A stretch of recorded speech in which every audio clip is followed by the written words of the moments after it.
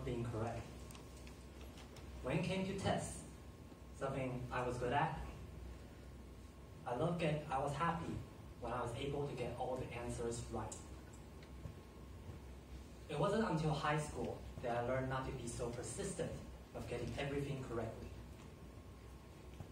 It was also in high school that I understand that in our world, all of our ideas, thoughts, problems have no definite right or wrong answer.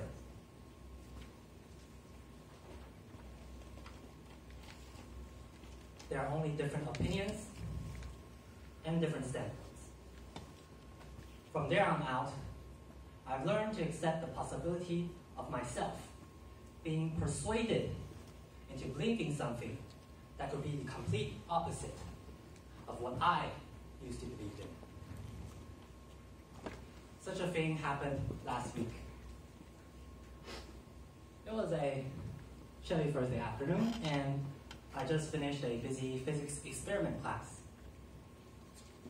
As I was walking out, I overheard some of my classmates talking to a physics professor. They were gathered together, and they were all busy spilling out their opinions.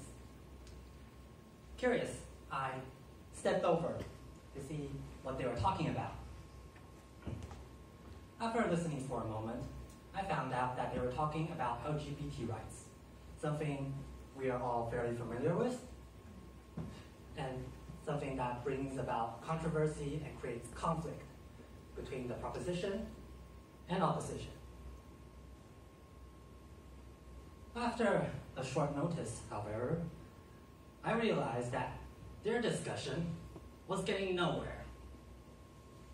Every one of them were talking at the same time, and thoughts are getting passed around so quickly that no one can understand.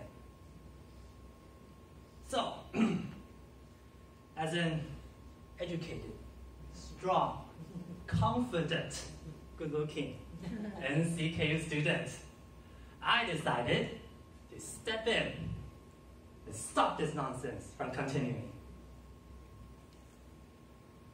So I said, "Shut up!" in a nicer way and smaller tone, and then approached the professor. "Hey you! Yeah, you! You're good for nothing. You think you're so good, huh?"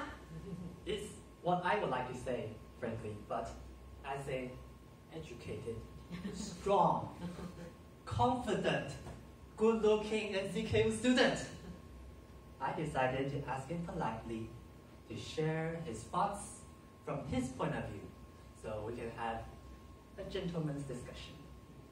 So that's how our little debate started.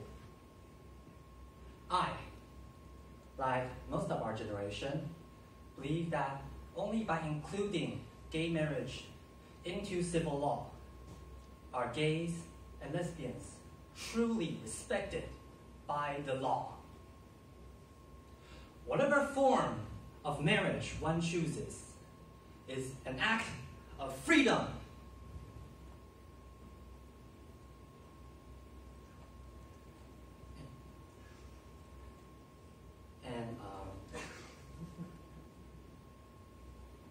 And what better way to make it so other than treating them exactly the way, like the rest of us?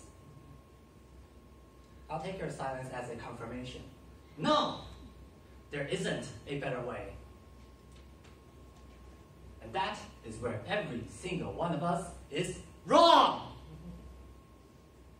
That's right, wrong. I was wrong. You are wrong. On that chilly Thursday afternoon, my professor explained to me where I was wrong. If we treated them exactly the same way as we treated everyone else, the problem wouldn't get solved. It will only get worse. For example, if we treated elephants, lions, rhinos like rats, insects, doves, they'll most definitely all go extinct. If you don't give them special help, like national parks, ecological reserves, and send armed forces to protect them, they'll all die. If our elderly don't get living allowances, or subsidies, or healthcare, or like home support or something, they will die. If someone who has a mental illness, like me, for example, don't receive help from the community, I will die.